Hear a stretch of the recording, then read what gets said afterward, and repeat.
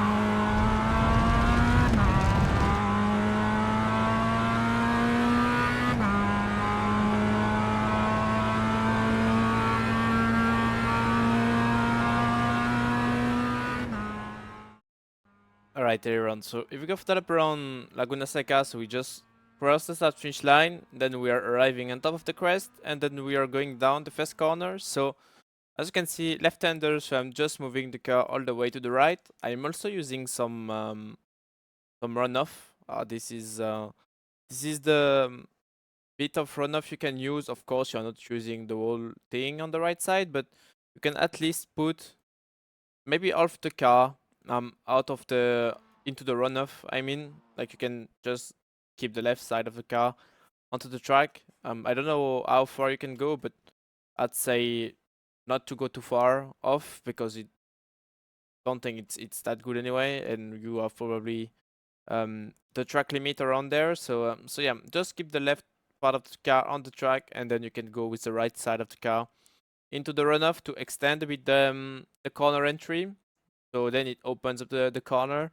You can carry a bit more speed as well. So yeah, it's better than staying a bit too tight onto the track, and then you arrive with a sharper corner, which means you have to slow down a bit more the car. So yeah, basically you can extend a bit the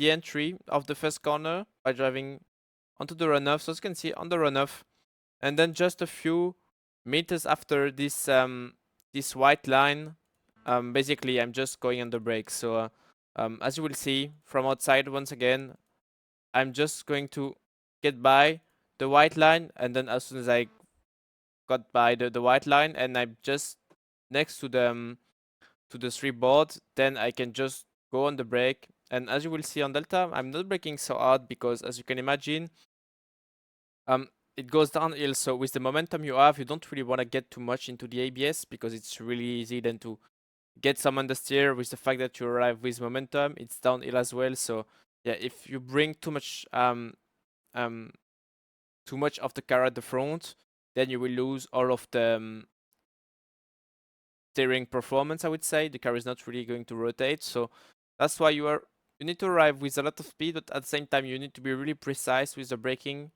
going into this first corner because it's very easy to pick up some understeer on the way in. If you are not doing the things right, especially on the brakes, or also if you arrive with too much speed. So yeah, just braking around 75% or something. Yeah, it's just about 75 or a bit more, between 75 and 76. As you will see, I'm dropping to first in the very last part of the braking. So it takes me some time just going down to third, down to second, and then in the very end, at the very end of the braking, just around the curbing, then I'm putting first. So as you will see from inside the car, just after the white line, I'm going on the brake. I keep using a bit of runoff until I'm reaching the white line, which is just between the first and the second on the right. And then, as you can see, on the brakes, releasing the brakes slowly, really slowly. And then, as you can see, I'm releasing fully the brakes because at that time I need to get more and more rotation. I need the car to rotate. So if I stay on the brakes, like I told you before, if you stay too much on the brakes, or sometimes if you just brake, you lose a bit of rotation with the car. So at that time, I'm just letting the car roll a bit, get the rotation, and then I can get the momentum out of the corner, or at least out of the first one. Even if you take this long corner as one, but yeah, as soon as you are pretty much out of this first part of the corner, then you can go on throttle, and then you just try to manage until you are out of the corner, and you can push full throttle. But yeah, back in the first part, as you can see, releasing the brakes, and then just before the curb, putting first. At that time, I'm now releasing the brakes on throttle, trying to take the second apex. So as you can see, taking the first apex, going a bit wider, taking the second apex, and then once I'm on the curb there, I'm pretty much okay to go full throttle. Taking the curb on the right up to second, and then we move to the left to prepare the turn 2 or turn 3. So yeah, 2 bar on the left. This is pretty much what you can use as a reference as soon as you are alongside.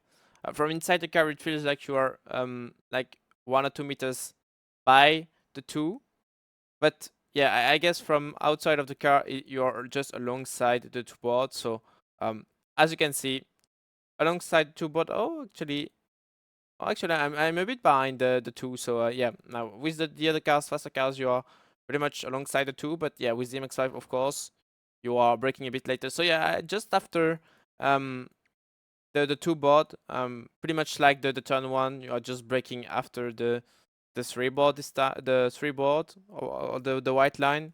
This time you're also braking slightly after the reference, so this is the 2 for me. So going on the brake just after the 2, braking on the curb. As you will see, it's just a small amount of braking. It's not even that much braking going into this one. Just try to slow down a bit the car, and then, like I said, you are just not touching um, the brakes or the throttle to get the rotation. And then once you are near the curb on the right, then you can go on power. So as you can see, releasing, going a bit on the braking, then you just let the car roll into the corner, get the rotation, and then just around the curbing on the right, on the curb, going on power with second gear, then full power, getting the curb on the outside, then we will get into this fast right-hander, so up to third, going on the curb on the left. Just when you go by the 2 on the left, then you can start to turn to the right. You stay with third, a bit of lift. Like I said before, just do not use any sort of inputs. As you can see, I'm not really touching the throttle, and this gives me actually some rotation. And then from there, just near when I'm going on my way to the inside of the corner, then I'm just going back on power, trying to take the curb on the inside. You can use a fair amount of curbing, to be fair. Even if you use a bit of sausage curb, it's fine. The MX-5 doesn't feel too bad. It's okay because it's the MX-5, but if you do that with GT cars, like GT4, GT3 as well, it doesn't feel that good. So yeah, with the MX-5, it's fine.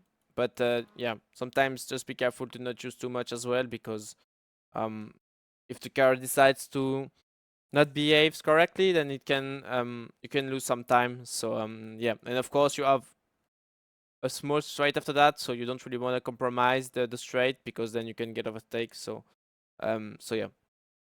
Then we said full throttle, using the cab on the left, and then we're going for the next corner, riding to the right to shorten the distance. And then for this left one, using the 2 board once again, and as you will see, once I'm alongside it, pretty much near the 2 board, I think I'm braking slightly before that, to be fair. Yeah, I'm just braking maybe, yeah, 4 meters, 3 meters before the 2 board. I will just go down to second, and then I will just bring the car into the corner, down to second, bit of braking until I'm dropping down to second, actually. So I'm braking in the first part, as you will see. I'm braking around 55%, close to 55%. Then I just release the brakes, and then once I'm in the last part of the braking and I'm releasing the brakes, then I'm jumping to second. So yeah, in the first part of the braking we said, and then once I'm starting to release the brakes, as you can see, jumping to second, and then I'm just releasing the brakes. So this is what I'm doing into this one.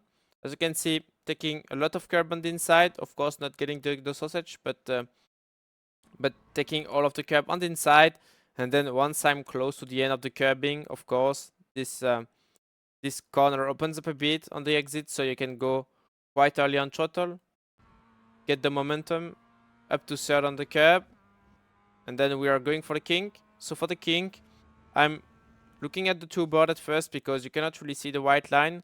Usually I'm not really using the white line. I'm using a bit more the two board on or top of the crest, but with the MX-5 I changed a bit my reference. Maybe it's just for this car, but yeah, I am using mainly now the white line, which is pretty much the reference I'm using as a turning point. So yeah, once you're arriving under the bridge, I keep looking at the two boards because of course you cannot see the white line. But then once I'm getting closer, I can see the white line. As you saw, I'm starting to turn to the left as soon as I see the white line. So turning to the left, and then from the white line, I'm not touching the brake going into the kink. When I'm just near the white line, pretty much alongside the white line, but I guess it's a bit before with the speed. Yeah, it's like 3 meters, 2 meters before the white line. I'm just lifting to get the rotation. So as you can see, no throttle. I'm turning to the left with third gear, and then a bit of throttle here and there, but yeah, I don't think it's really it does impact really the behavior of the car. And then when I'm into the corner, you can see the compression just right here. Then I'm going almost full power. I guess I'm going full power. Yeah, I'm going full power, taking the cab on the outside. So this is pretty much how it is going into the king. So once again, looking at the two boards. Then when I see the white line, I'm starting to turn to the left. Once I'm pretty much close to be alongside the white line, I'm just lifting. And then once I'm into the compression of the kink, the apex, then I can go full power. So this is what you need to know for the kink. It's simple as that, but of course the corner is quite tricky because you arrive with a lot of speed and you always have the fear of taking the sausage curb on the inside, which is not that painful with the MX-5 if you get a bit of this. But yeah, obviously if you do the same thing with the GT3, GT4 can be fine, but yeah, if you do that with the GT3, you can make sure you are going to fly off the track. Same, of course. It's even worse with the prototypes, but it's bad enough with the GT3. So yeah. And anyway, with any cars, just try to avoid that because it can also make some damage. So yeah, as you can see, full power into the compression, and then we're going up to the corkscrew. So same line as usual. I'm just putting the car to the left, and then I will just look to um a straight braking. So as you can see, I'm just from there looking at the three board because I know that the curbing is alongside the three boards. So I know that I pretty much need to aim for the three board, and this is what I'm also going to use as a reference. Usually I would start to maybe brake or release the throttle in the middle of the track when I'm just crossing the track to get to the curb. But with MX-5 you are arriving with a lot less speed. As you can see, it's only 160. So I'm braking at the three board, so you can brake quite later. Going into this one, you will also drop to first, so it's going to slow down as well quite a lot the car with the engine brake. So you can brake late for this one. Just brake around the three board. As you can see, next to the 3 board, going on the brake. I guess it's a deep braking zone. It's the second biggest braking zone. So yeah, just braking around 90, just under 90%. You can brake hard because you are straight, but as soon as you are going into the downhill of the corkscrew, then you can just start to release the brakes. And then of course, at some point when you are really getting into the first left of the corner, then you can just release the the, the brakes and also the power, because I don't think I'm really going on power when I'm releasing the brakes. So then I can get the rotation. And then on the way out, I'm just opening the steering, as you can see with the blue steering on the left.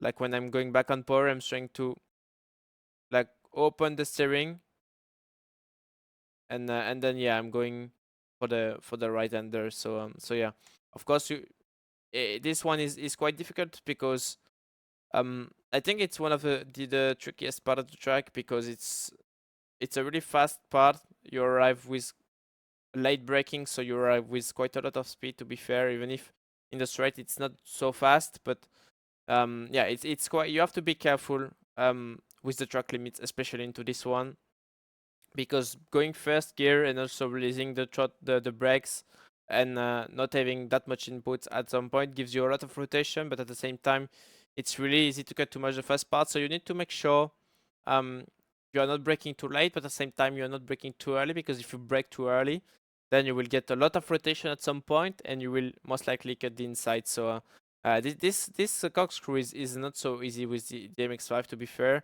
So as you can see, with first releasing the brakes, so as you saw, no braking and no throttle, so I'm getting the rotation.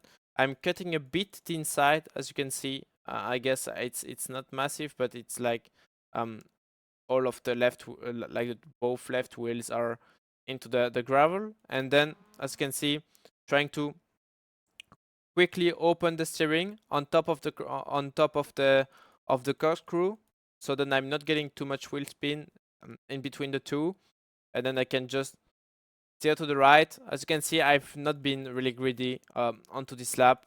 In this lap, I could have gone a bit more to the right, but I decided to play it clean and safe to get a good lap. The lap was good, so I didn't want it to get greedy and get the off track. Like I said before, this part is quite annoying sometimes, because you are on the limit going into this corkscrew, and especially for the quali during the race, it's okay, because if you get on off track, you have to do a lot to really get hurt by it and get the disqualifying, but the yeah the DQ. But yeah, during the quali, for example, it can be really frustrating, because you are on the limit. So yeah, you have to make sure you really nail this part, and at the same time, you have to make sure you are really you are within the limit to not get the off track. So yeah, this part is quite frustrating, but yeah, it's part of the track. I guess that's what makes this part beautiful as well. So on the way out, as you can see, going full power quite early, I would say. At least going with a lot of power quite early, I would say.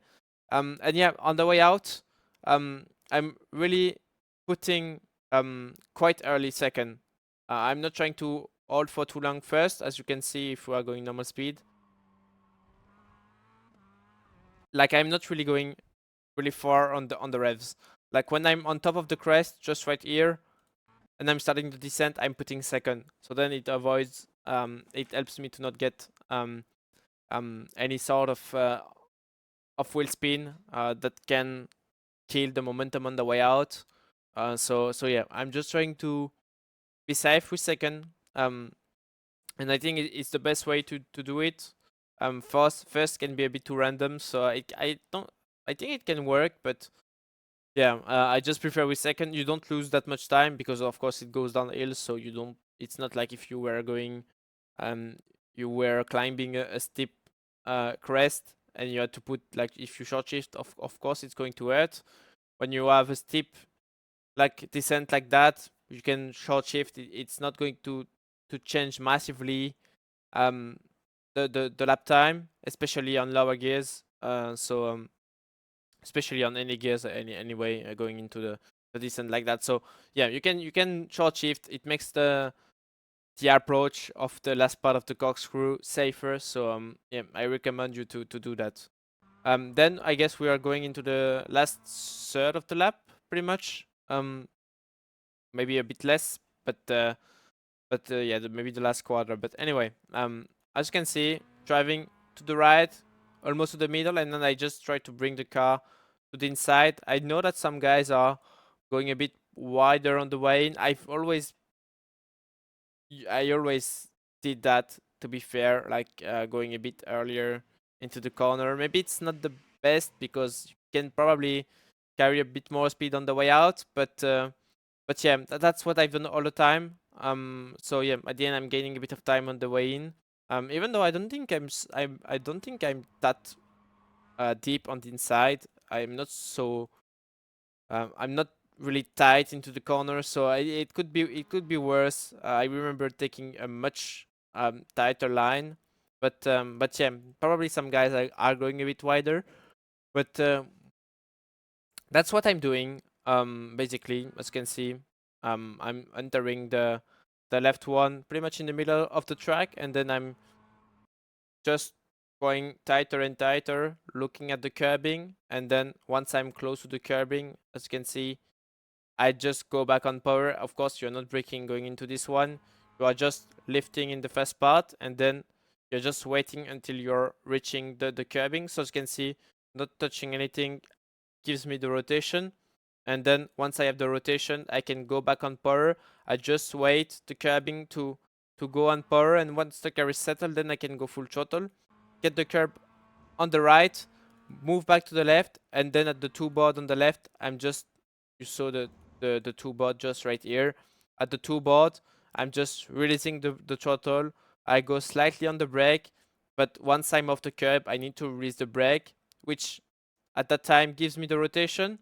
And then once I'm on the apex, like next to the sausage, without taking the sausage, then I'm just going on power. So as you can see, it's a really fast sector where you don't really use the braking except right here, but it's for a really short amount of time because next to the two board, out of the curb, releasing the brakes, and then as you can see, I'm not really touching anything to get the rotation.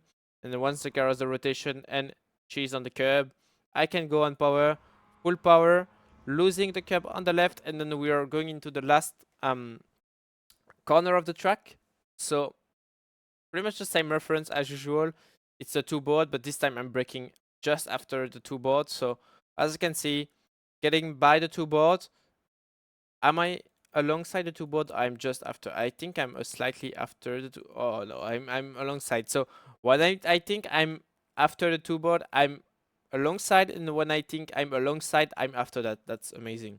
But yeah, just between, I would say, because yeah, from my driver perspective, when I'm starting to brake, it feels like I'm almost by the two board. You can see, yeah, of course, you cannot see it with the second screen, the screen on the right. But yeah, when I'm starting to brake, I can barely see the board on the right side because it's on my right side, so I cannot really see the boards. That's why I said it feels like I'm after the board, but yeah, pretty much alongside the board, we'll call it like that. Then I guess you can just adjust. Of course, the braking distance can be adjusted with the conditions you have, the wind as well, humidity probably, and the track temp, of course. So yeah, I'm giving you a reference on that condition, but if you're facing slightly different conditions like the wind and stuff like that, of course you can have a slightly different braking reference. But yeah, just braking around the two board, as you can see, I think it's the biggest braking zone of the track. You are arriving with almost the same speed as the corkscrew, but this corner is a lot sharper because it's an hairpin, so you cannot carry the same amount of speed.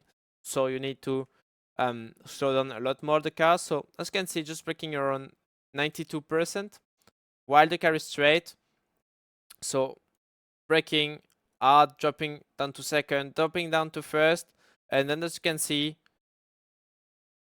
so down to second, down to first, peak braking was just around the the switch between second and first. And then once I'm with first, just pretty much near the end of the curbing on the right. Then I'm turning to the left, taking all of the curbing on the inside of the last corner. So you can see I'm using both curbing and sausage, but I'm not using more than that. I'm just trying to just use the curbs. Of course, I'm using a bit of gravel around here, but you cannot really avoid it if you're using the curbs the way I do. But yeah, this is what I'm doing. And as you can see, just before actually getting over the curbs, I'm just going on power. This gives you as well a bit of stability. As I said, I remember I told you this thing at Portland. I probably told you that thing as well at Sebring. When you go back on power, it also gives you some stability with the MX-5. It depends how hard you are going on power, but sometimes it settle a bit the car, and yeah, this is the case going into this last corner. You want to settle the car a bit when you are going over the curb because you are not going that fast, so it's a bit easier to unsettle the car. So going with a bit of power helps the car to get settled, and then you need to quickly open the steering, as you can see on the way out of the curb, quickly opening the steering so then I can get the best traction possible without getting too much oversteer. And yeah, I guess we are pretty much done for the last corner. And then yeah, as you can see, using a lot of the track, like you can extend a lot. I don't know when those track limits has been changed, but before you couldn't really go that far um on the outside of the last corner, but now you can use a lot. So yeah, I guess I would still advise to keep the left wheels on the curbing, but it's up to you to try to find what's the limit really during the practice. But I would not really I would keep the left wheels to be fair on the curb. But yeah, we're done with the last corner, and then it's a run to the start finish line to start another lap. But we are done for this one. Alright everyone, so we're done for today. That was the week 8 lap guide of the MX-5 Open Series on Laguna Seca. So don't forget to like and subscribe to the Coach Dive Academy channel and join the Discord server if you have any questions about all the work we are making. I wish you good luck for this week of racing, and I see you next week for the week 9. See you next time, bye bye.